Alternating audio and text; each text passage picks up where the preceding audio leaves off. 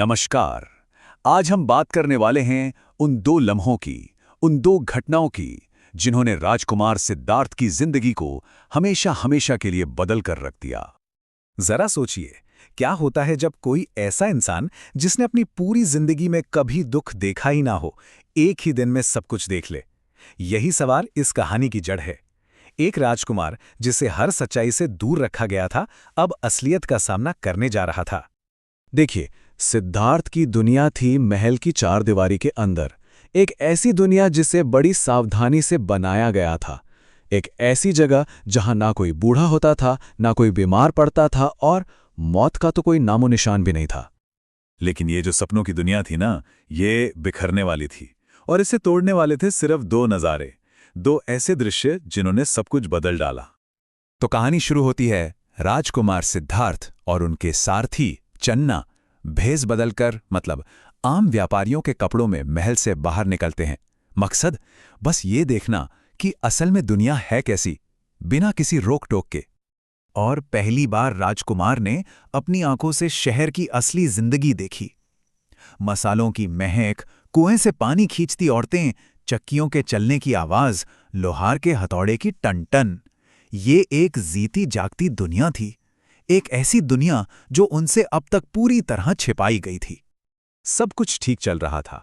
शहर की इस चहल पहल के बीच अचानक कुछ ऐसा हुआ जिसने उन्हें हिलाकर रख दिया। उनकी यात्रा का पहला और सबसे चौंकाने वाला पल।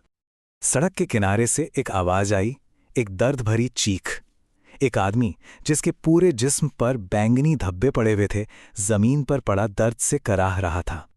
और सिद्धार्थ, वो फौरन उसके पास गया और पूछा, भाई तुम्हें क्या हुआ? तुम उठ क्यों नहीं पा रहे हो?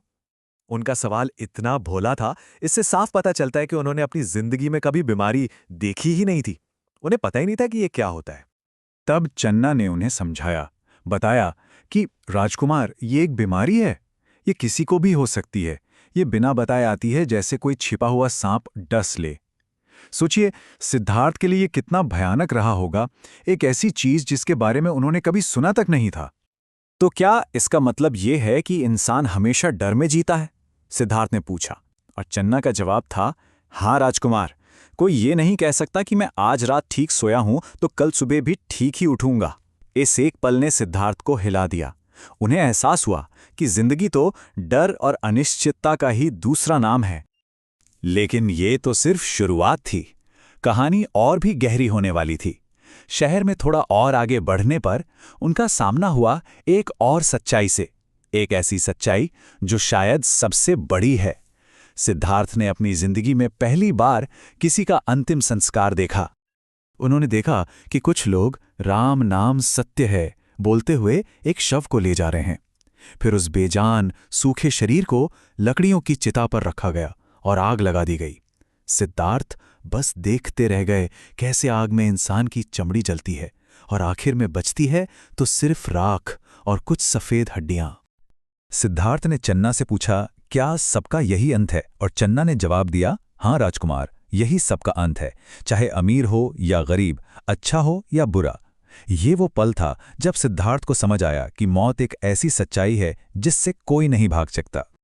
तो बस इन दो नज़ारों ने सिद्धार्थ की दुनिया को पूरी तरह से तोड़कर रख दिया। उनका पूरा नजरिया ही बदल गया। वो महल जो उन्हें सबसे सुरक्षित जगह लगती थी, अब एक धोखे जैसा लग रहा था, एक छलावा। एक ही दिन के अंदर उन्होंने जिंदगी की 3 सबसे बड़ी सच्चाइयां देख ली थीं।